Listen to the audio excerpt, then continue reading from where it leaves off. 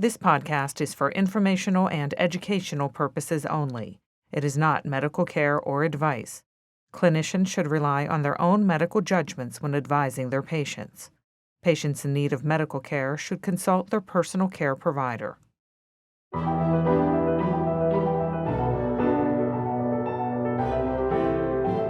Oh, the holidays, food and sweet treats are everywhere. So how do you navigate that if you have diabetes? Hi, I'm Tonya Caruso. Welcome to this UPMC HealthBeat podcast. And joining us right now is Jacquelyn Klunk. She's a registered dietitian with UPMC. Thank you so much for joining us. Yeah, absolutely. I'm happy to be here. This is a big topic for lots of people, especially heading into the holidays. Let's begin with diabetes in general and sort of the battle that folks may face and why regulating their sugar is so important. Absolutely. I mean, from a nutrition standpoint, it's really important for folks to be mindful of the fact that what they eat can impact their blood sugar management. And keeping your blood sugar within a normal range is really crucial to help prevent and delay any long-term complications like heart disease, or complication of diabetes like vision loss, nerve damage, or kidney disease. And the foods that we eat can be a part of the tools we use to manage our blood sugar, in addition to any medications that your doctor may have prescribed. So when we eat carbohydrates in food, it affects your blood sugar much more than when you eat proteins or fats.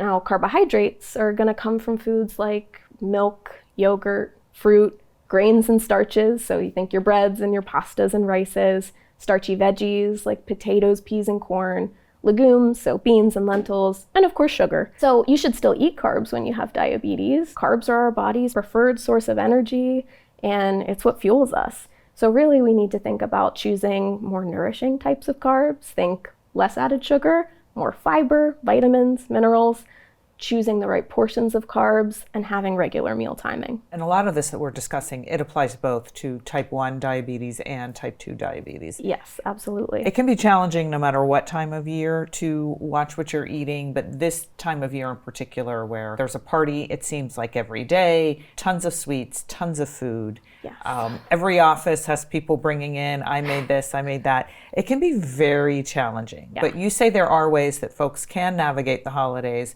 without wrecking their diets. Yeah, absolutely.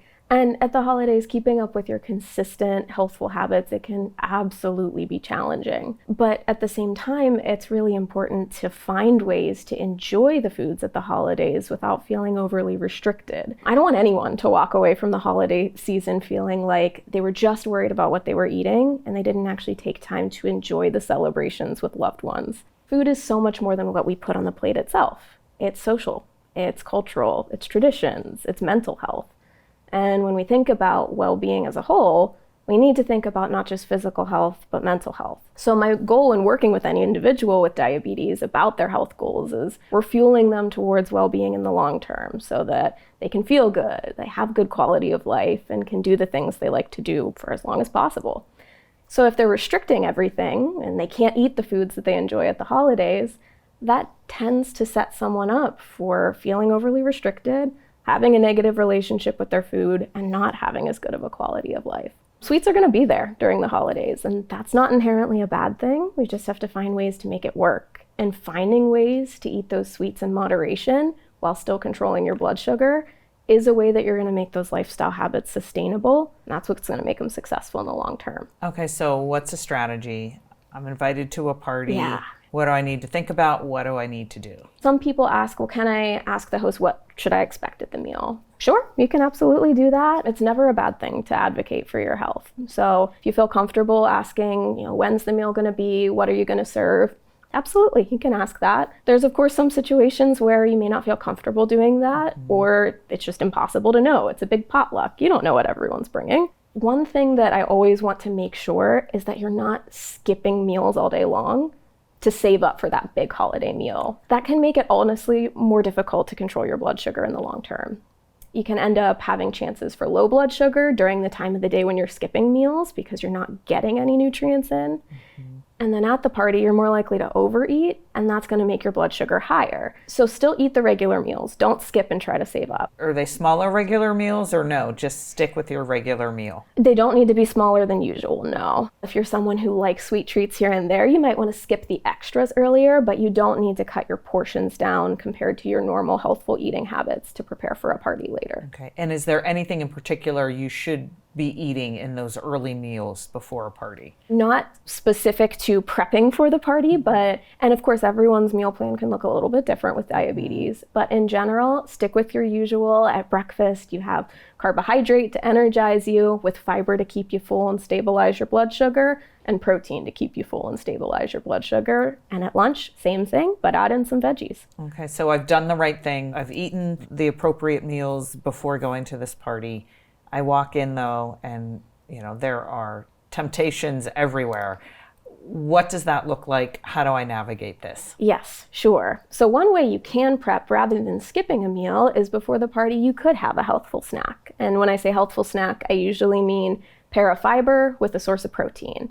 So for example, like a slice of whole wheat bread with peanut butter, or veggies and hummus, or fruit and nuts. That can kind of make it so that when you walk in the door at the party, you're not bombarded with, oh, there's so many foods and I'm starving.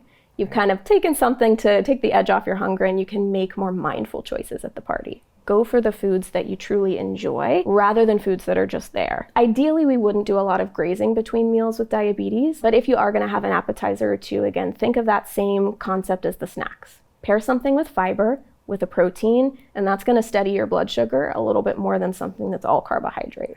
So if you're looking, let's say, at the buffet table, and there's something that you don't normally eat because it doesn't fit into your diet regarding diabetes, is that the time to have that? Or resist that temptation and go with the things you know are healthy and good for you? I think that can really depend. So for example, let's say you're looking at the buffet and it's dinner time, and you're trying to figure out how to fill your plate. And what can be a really good visual aid for people is something called the healthy plate for diabetes. So what that is kind of dividing your plate up into sections to make sure you get good foods in proper portions in a way that's balanced. So first, with that healthy plate, we want to fill up about half your plate with non-starchy vegetables. So think any veggie except for potatoes, peas, corn, winter squash.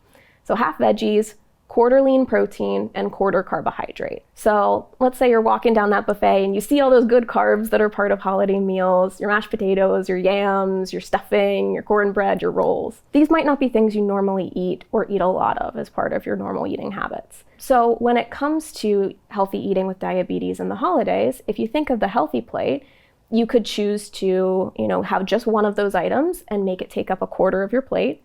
Or you could have a couple small spoonfuls of each of those items, but the total portion of carb on your plate doesn't exceed a quarter. So it's okay to eat foods that you don't normally eat, that you really look forward to at the holidays, but we want to think about how big are those portions on your plate, and do you also have some protein and veggies with fiber there to help kind of stabilize out and balance your blood sugar? Because they basically slow down digestion a little bit. So instead of having that blood sugar spike up quickly and crash down quickly, it kind of steadies things out a little bit. Right. Okay, so that's the main course. Let's talk about the dessert table. Yes, the dessert table. So same kind of idea as I mentioned before, is that we want to go for dessert items you're really looking forward to, and not just dessert items that are there. So for example, let's say every year you look forward to your sister's pumpkin pie recipe, but you're kind of hit or miss on the cookies. I mean, they're good, they're cookies, but you could take them or leave them. When you hit that dessert table, have your slice of your sister's pumpkin pie, but maybe don't go back for the cookies, because that's not what you're really there to enjoy. Try to not go back for seconds with that dessert too, even though you love that pumpkin pie recipe. Or if you are someone who loves the cookies, you could, take some home and freeze them. Cookies freeze really well, so you don't have to feel like you missed out by not getting to try them all. We've been through the high calorie, high sugar dessert table, but there are lots of options of diabetic friendly desserts. Yeah, Utilizing fruit's natural sweetness can be a way to make a dessert a little bit more diabetes friendly. So for example, think like an apple crisp that maybe in the crumble topping you use, oats and a little bit of butter, a little bit of brown sugar, but it's not too much. And we rely on things like cinnamon and nutmeg and vanilla in the apples to kind of bring that flavor out. Some recipes you can also substitute some or all of the sugar with unsweetened applesauce or mashed bananas or pureed pumpkin. It's important to note with any of these though, is that even though they are a healthier choice in the sense that they give you more fiber and vitamins and minerals, less added sugar, they still do have natural sugar. So they still are going to affect blood sugar. It's not like they are kind of a green light to eat as much of it as you want. It's just that because that fiber is there, it might have less of a spike effect on your blood sugar as something that's just straight added sugar. Right. And some people do choose to use sugar-free baking blends, think like sucralose, which is Splenda, or stevia, and that's an option too. Are there any sources of information or resources that you recommend to your patients to go for recipes? Yeah, absolutely. The Diabetes Food Hub is the recipe resource of the American Diabetes Association. That can be a good option. And the American Heart Association also has a recipes page, and you can filter for diabetes-friendly recipes. And so if you are the host of a holiday gathering, what are some things that I should make sure are on my list so there's something for everyone? Yeah, I think it's always a good thing to plan ahead, whether it's a potluck and you're figuring out who's bringing what, or you're making all the food yourself, just to make sure that you're offering things from all food groups. You don't want to end up with, 5 starch dishes, no protein, no veggies. So just kind of plan ahead to make sure that there's going to be protein, there's going to be some carbohydrate dishes, but that you're also offering fruits and veggies. It's good to have that variety. Also at a party, alcohol. Yes. What's the best way to navigate that? Are there alcoholic beverages that are better for you if you have diabetes? So if you choose to drink, and if your doctor has told you that it is safe to drink with your medical history and any medications that you're taking, first we want to think about amount. We want to drink in moderation. The American Diabetes Association defines that as less than 1 drink per day for women, 2 drinks per day for men. That moderation piece is important because alcohol itself can cause blood sugars to drop fairly low. That can be pretty dangerous for someone on insulin. So we don't want to exceed a huge amount. We also don't want you to drink on an empty stomach. Have that drink with your meal rather than on an empty stomach. Right. But in terms of types of alcohol, something like light beer or a dry wine can generally be a better choice because it is lower in carbs. It is also lower in alcohol compared to some of the other options. But that doesn't give you the clearance to drink as much of it as you want. We still want that moderation. Things like mixed drinks or dessert wines, they can definitely be a lot higher in added sugar. So something we want to avoid if we can. But if you are going for a mixed drink, choose a sugar-free mixer like a diet soda or a seltzer water. In terms of distilled spirits and liquor, across the board, they're all fairly similar in terms of like their carbohydrate content and depending on the proof, the alcohol content. So it doesn't have to be one type or the other. And the main keys would be whatever mixers go with them. They should be sugar-free and the moderation. So for distilled spirits, 1 drink would be considered 1.5 ounces of 80 proof spirits, 1 ounces of 100 proof spirits.